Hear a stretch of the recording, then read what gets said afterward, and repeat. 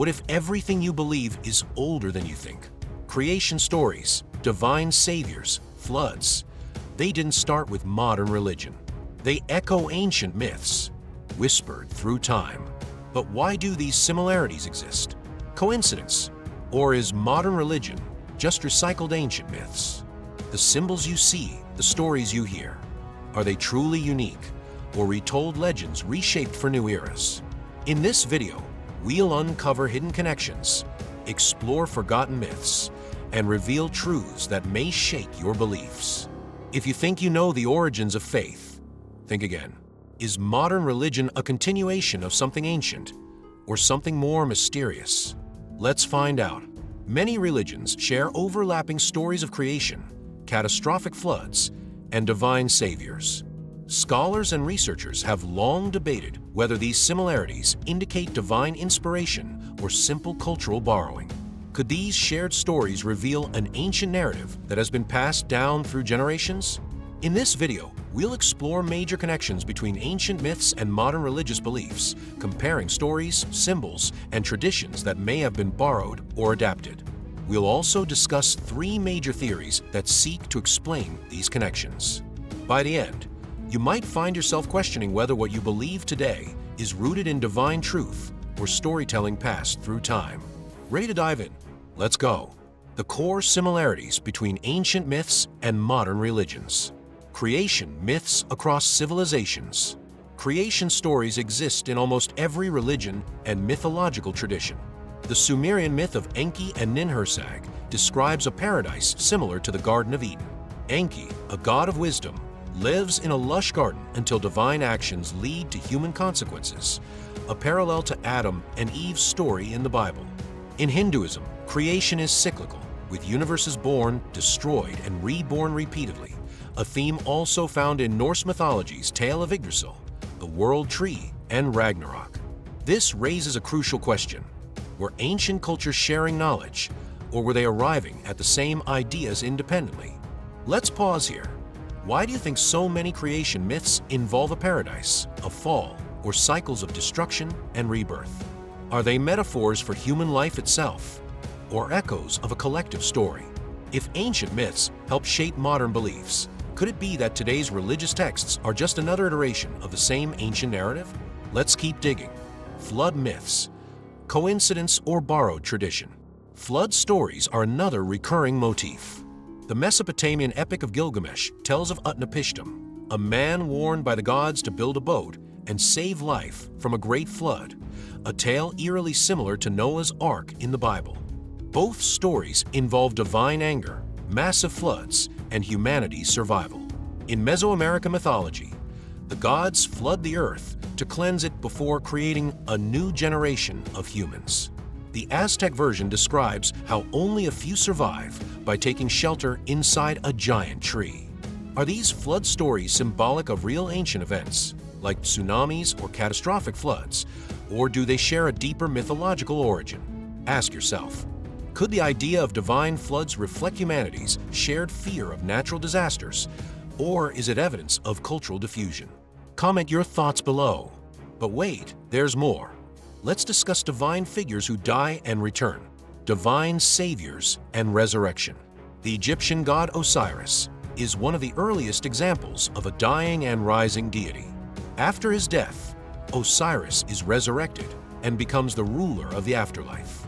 This motif of death and resurrection closely parallels Jesus Christ's story in Christianity, where Jesus dies for humanity's sins and returns to life. In Roman religion, Mithras is a savior figure worshipped by soldiers. His followers practiced rituals such as baptism and shared communal meals, echoing Christian sacraments. Similarly, in some Buddhist traditions, stories of Buddha's birth by a virgin and his self-sacrifice resonate with Christian narratives. Does this suggest a universal human desire for redemption and rebirth? Or is it possible that modern religions absorb these ideas from older civilizations? Let me know in the comments if you think salvation stories are universal or borrowed. Shared symbols and their origins. Symbols carry deep spiritual meanings across different religions. The Egyptian Ankh, a cross with a loop at the top, symbolized life and immortality long before the Christian cross gained prominence. Are these just coincidences, or does the Ank's meaning hint at shared origins? The serpent is another example. In Hinduism, the serpent symbolizes wisdom and spiritual awakening through Kundalini energy. In the Bible, the serpent in the Garden of Eden tempts Adam and Eve into sin. Why do cultures interpret the same symbol so differently? As either a force of good or evil? We'll explore artifacts and ancient depictions of these symbols later in this video. For now, consider this. Are symbols like the cross and serpent universal truths, or were they adapted and reinterpreted over time? Cultural borrowing or independent evolution? Theory 1. Cultural diffusion argues that as ancient civilizations traded and migrated, they exchanged stories and religious ideas. For example, the interactions between the Mesopotamians, Egyptians, Greeks, and Hebrews likely led to shared myths. Theory 2. Jungian archetypes suggests that recurring mythological themes arise from the human subconscious. Carl Jung believed that stories of creation, heroes, and divine saviors stem from deep psychological patterns shared by all humans. Theory 3. Divine truth across cultures proposes that similar myths exist because they reveal a universal divine message. Perhaps different cultures received the same revelation but expressed it in their own ways. Which theory do you lean toward? Let me know your thoughts, and let's explore historical events that shape these stories. Historical events that reinforced shared myths. When the Babylonian Empire fell, Zoroastrian ideas like dualism, heaven, and hell spread to nearby cultures, influencing Jewish, Christian, and Islamic beliefs. Similarly, Alexander the Great's conquests blended Greek mythology with Eastern religions, reshaping spiritual thought. During the rise of the Roman Empire, early Christianity absorbed elements of pagan festivals. December 25th, originally a celebration of the sun god Sol Invictus, became Christmas Day. Could these events explain why so many religious stories share overlapping symbols and rituals? These historical influences suggest that no religion exists in isolation. They're products of cultural blending. What do you think? Is history proof that modern religion evolved naturally, or is there still room for divine inspiration? What makes modern religion unique? Modern religions didn't just copy ancient myths. They added unique doctrines and moral systems. Christianity emphasized salvation through faith. Islam codified strict monotheism, and Buddhism focused on self-enlightenment.